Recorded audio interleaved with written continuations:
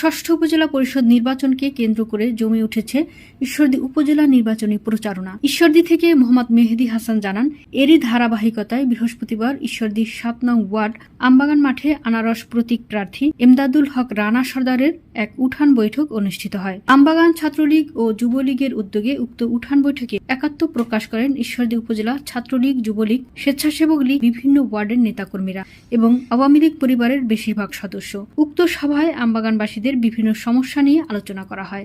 Drainage ব্যবস্থাপনা, অপরিকল্পিত রাস্তাঘাট, পানি, ডাস্টবিন, মাদক, সেখানকার পরিবেশ এবং মাঠ, এ সকল বিষয়গুলো উক্ত উঠান বৈঠকে স্থান পায়।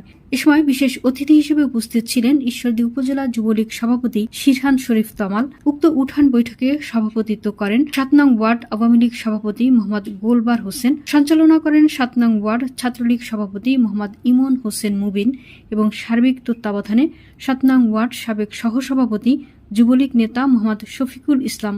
যুবলীগ, ছাত্রলীগ, শ্রমিক লীগ, কৃষক লীগের সকলের সমর্থনে কিন্তু আমি আপনাদের মাঝে এসেছি। আমি সেই পরিবারের সকল আসলে নাম বলাটা আসলে আমার ঠিক হবে না। যাই হোক, আমি সেই পরিবারের সাথে থেকে এই ঈশ্বরদী উপজেলার উন্নয়নটি কিভাবে করা যায় তার পূর্ব পরিকল্পনা প্রস্তুতিমূলক আমি পরামর্শ ইতিমধ্যে করেছি এবং আগামী দিনেও যে 5 বছরের মধ্যে কোথায় কি পৌরসভা হবে সেটি ওই আমাদের মাননীয় সংসদ সদস্যের সাথে আলোচনা করে আপনাদের প্রত্যেকটি ওয়ার্ডের যারা কাউন্সিলর রয়েছে, মেয়র হিসাবে যিনি দায়িত্ব পালন করছেন, সকলের সাথে আলোচনার মাধ্যমে এই ঈশ্বরদী পৌরসভাকে আসলে আধুনিক এবং ডিজিটাল